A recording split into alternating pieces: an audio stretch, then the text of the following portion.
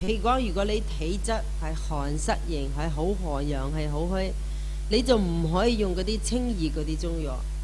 對你嘅體質咧唔啱藥嘅話咧，就一定唔得。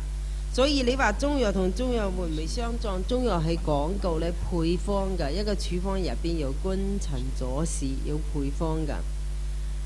如果你本身嘅體質同你嘅中藥唔啱呢，你唔單止中藥同中藥之間唔可以用，你就算呢個藥食咗落去，效果呢都會出現反面嘅效果㗎。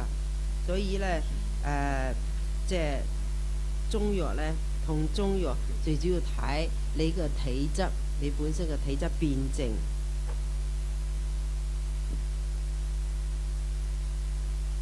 體位性低血壓呢，通常都係帕金森一個症狀嚟㗎。體位性低血壓呢，中醫係從補氣嘅角度嚟治療㗎。即係橫膈膜停止運動，主要係出現嗰啲肚脹啊，嗰啲消化功能下降啊，呢種情況底下呢，我唔覺得中藥會對呢個有害處嘅，反而體位性低血壓，如果從中醫嘅角度補氣呢，係對佢有幫助㗎。中藥要唔要戒口呢？你中藥呢，譬如講，如果你係寒性嘅體質，你食中藥期間呢，你就冇食嗰啲太寒涼嗰啲嘢。反而中藥，我臨床治療病人，我唔係叫病人太過戒口，我係鼓勵病人呢正常嘅飲食，因為你本身呢，即係譬如講有體位性低血壓啊。身體體質已經係比較弱，你要呢樣唔食得，嗰樣唔食得，病人根本冇辦法吸取嗰啲營養㗎。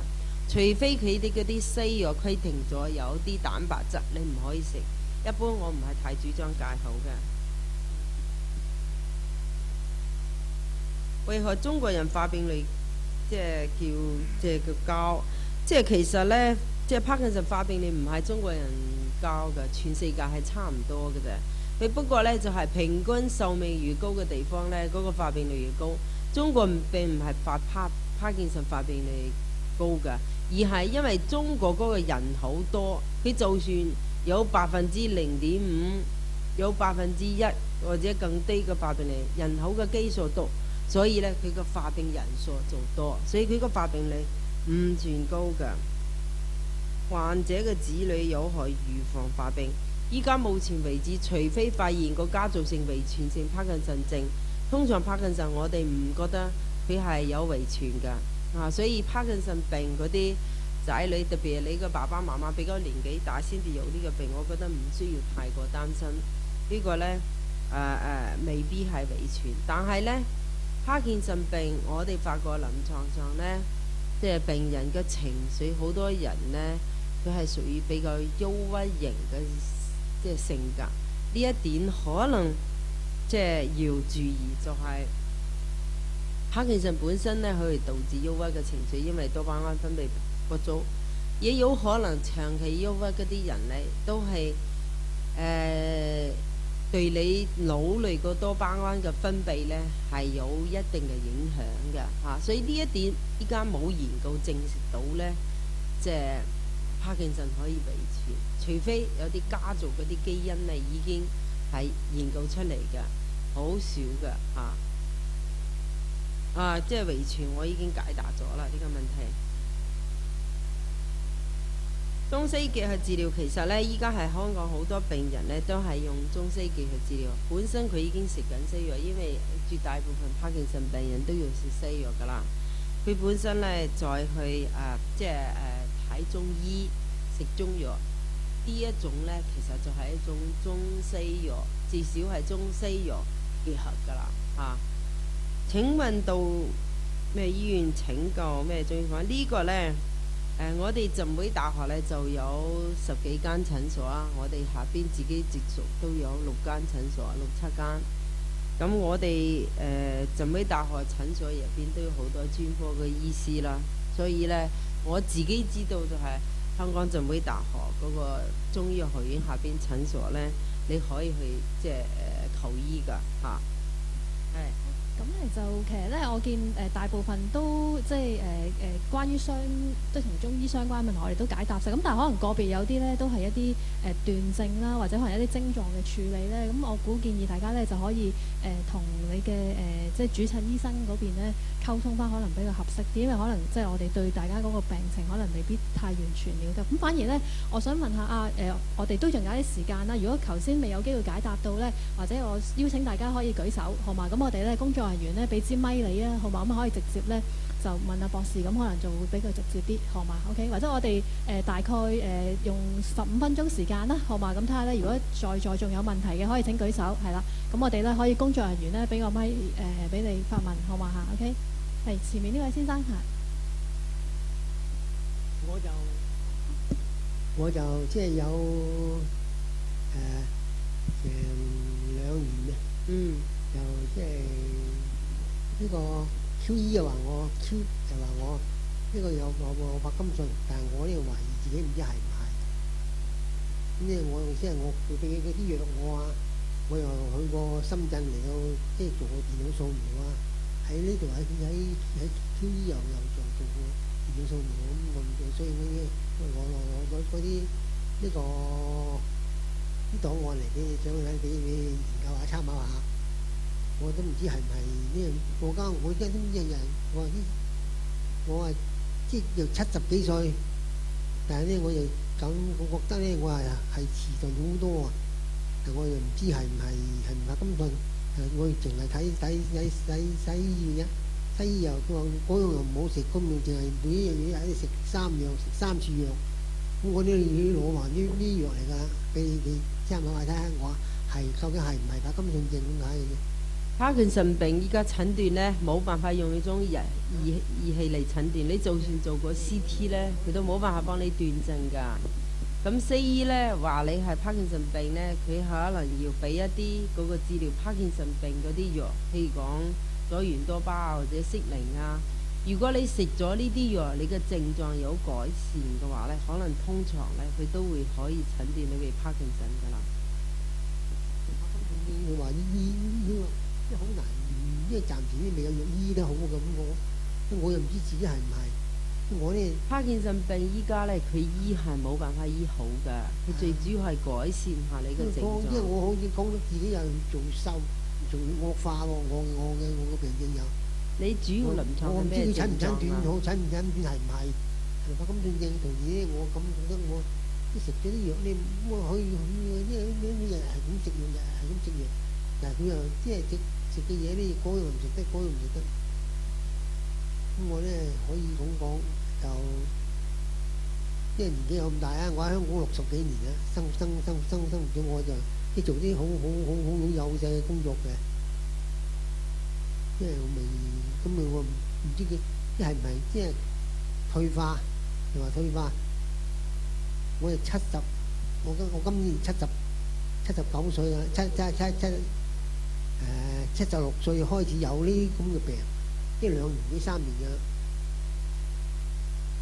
即係根本都唔知點樣咁樣，即係又慢。你主要嘅症狀係咩症狀啊？你當初發病嗰陣時，我發病啲腳啊，隻腳又冇力。我間即係去過深圳話我咧，呢度咧，即係全個身體心肝脾肺腎都冇病嘅，就係我隻腳唔行得，即係好遠啊，冇力㗎係咪？冇力。從而咧，我有啲即係最近呢，就食得啲可能食得西藥多啊，即係成年我如果全部嚟計啲所謂啲止痛丸啊、咩丸啊，呢啲計埋有成20幾30磅咁多。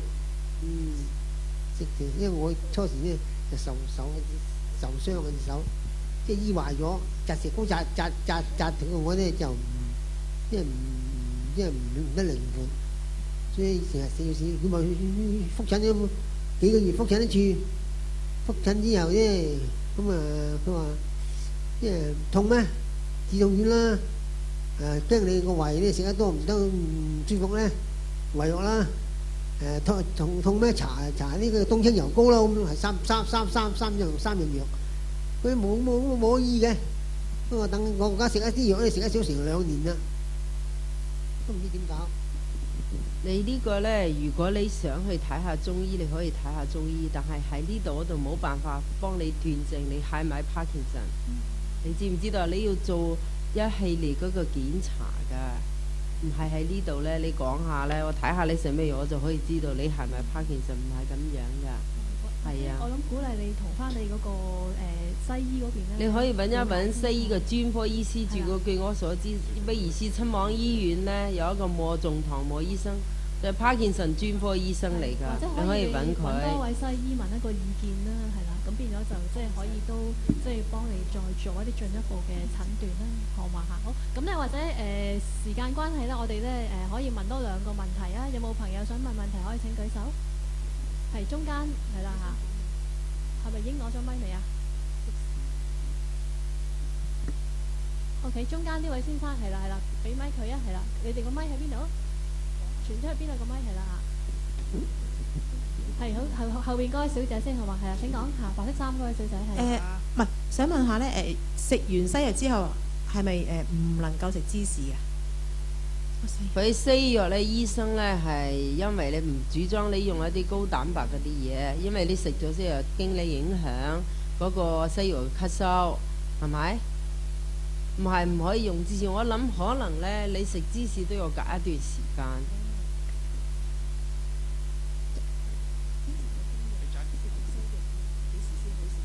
請後邊。仲有一樣想問下，唔好意思啊，如果食完西藥咧，用中藥相隔幾耐先至可以食？2到3個鐘。好啦。OK，好，咁麻煩你將支咪傳俾前面嗰位先生啊，好嘛？麻煩你唔該，前邊啦，係啦嚇。OK， 好，阿傑仔問。阿嚴生啊，係呢度中間前面。李博士。先生係。我想問一問你咧，而家市面有啲。即係你哋有啲煲藥材啦，同埋有啲沖劑，同埋有啲果粒嗰啲。三者有咩分別啊？我自己臨床上咧，我係即係鼓勵病人用煲嗰啲藥中藥，因為麻煩啲。但係咧煲咧，始終咧佢嗰個藥物嘅濃度咧，我覺得比較好啲。同埋咧喺冬天天氣凍嗰陣時，我係鼓勵病人咧將地山煎嗰啲中藥咧加多啲水，煲一大鍋咧，連藥揸藥水一齊浸腳。對腳部個血循環都要幫助，咁就會唔使嘥咗嗰啲中藥。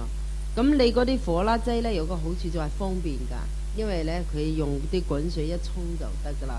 即係對一啲後生要返工啊，要出差啊，要旅行啊，你就用嗰啲火辣劑會好啲咯。仲有你講係仲有邊第3種啊？用品方嗰啲其實都係火辣劑嚟㗎，一樣㗎，都係屬於火辣劑㗎。我想問下咧，暫時嘅研究所得咧，會唔會話食咗中藥會比較幫得到呢一個症狀，還是係其實都係只係同西藥一樣，慢慢一路延長嗰個時間嘅問題？依家個研究呢，就覺得呢，我哋做嗰個臨床研究係中藥加西藥組同單純嘅西藥組，咁呢效果呢，就顯示出嚟呢，中藥加西藥組比單純嘅西藥組要好啲，佢可以緩解或者延慢佢嘅病情。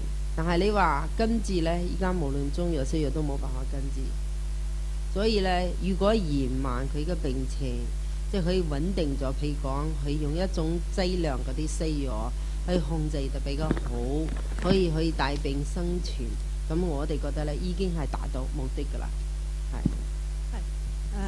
我想問一問呢，就係柏金遜症同埋中風呢，其實會唔會帶着一個關係喺度嘅？因為呢，多年嚟呢，睇醫生呢，有醫生話係中風唔係柏金遜症，亦都有醫生呢，同一段時間就話係柏金遜症唔係唔係中風。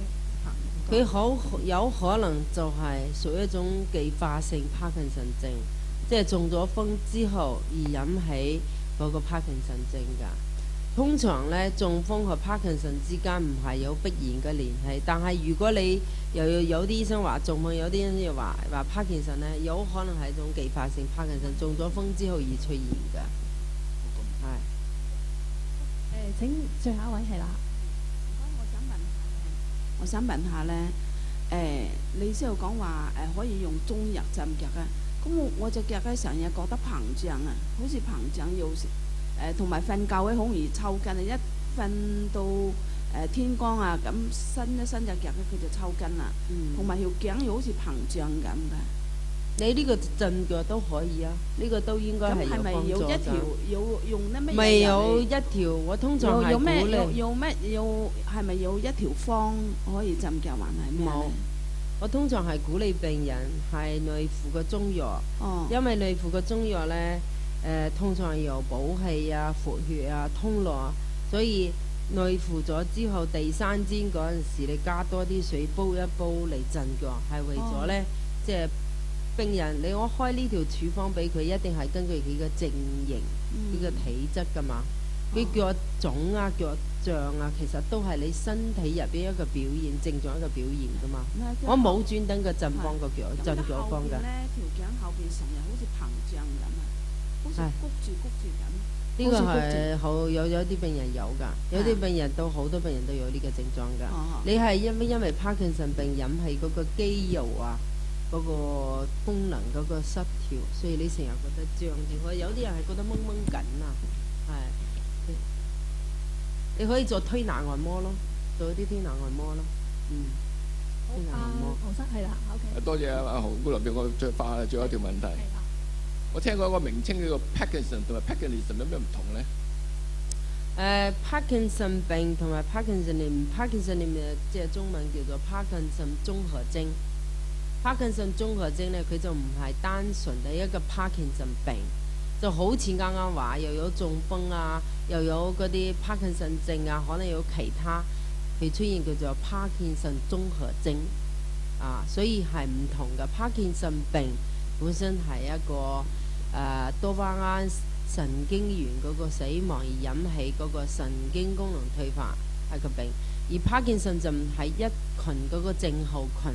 譬如講，你繼發性 Parkinson 病，可能加埋你個中風，加埋你個高血壓即係幾種病合埋一齊，叫做 Parkinson 綜合症。佢通常你用嗰個 Parkinson 治療西藥 Parkinson 嘅藥咧，治療 Parkinson 綜合症效果就唔係幾好嘅，係。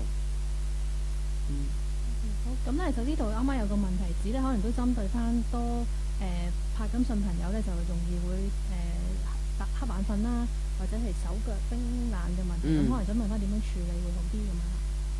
瞌眼瞓中醫咧，一係講氣虛，一係講失重，所以要補氣化痰。飲咖啡係咪可以有幫助？係有幫助，但係有啲病人飲咗咖啡就手震手腳要加重咗，所以要睇下你點樣取捨啦。嗰個腳凍咧，我啱啱都講咗震腳藥方啊，即係食咗中藥地山煎用嚟震腳，對手腳冰凍係有幫助㗎。呢一點呢，我臨床好多病人即係反饋翻嚟，今年冬天好凍㗎嘛，所以今年嗰個舊年我就開始鼓勵佢哋地山煎，你個中藥加多啲水煲滾咗之後，連藥揸藥水一齊震腳，震20分鐘到半個鐘，即係。唔少病人返嚟話咧，震咗之後咧腳冇咁凍，夜晚都好瞓啲，因為佢好多時瞓唔着係因為腳凍啊，都唔會咁容易抽筋，你腳凍咧就容易抽筋㗎，係。OK，好，咁咧就我哋今日個答問時間咧去到呢度啦嚇，咁咧或者我哋再次咧大家俾熱烈嘅掌聲，好嘛？咁多謝咧李敏博士咧今日咧百忙抽中咧嚟到同我哋咧分享佢嘅豐富嘅經驗嚇，咁咧希望咧呢度都有少少呼籲咗，多大家少少時間。咁咧頭先大家個座位上邊咧都有一啲嘅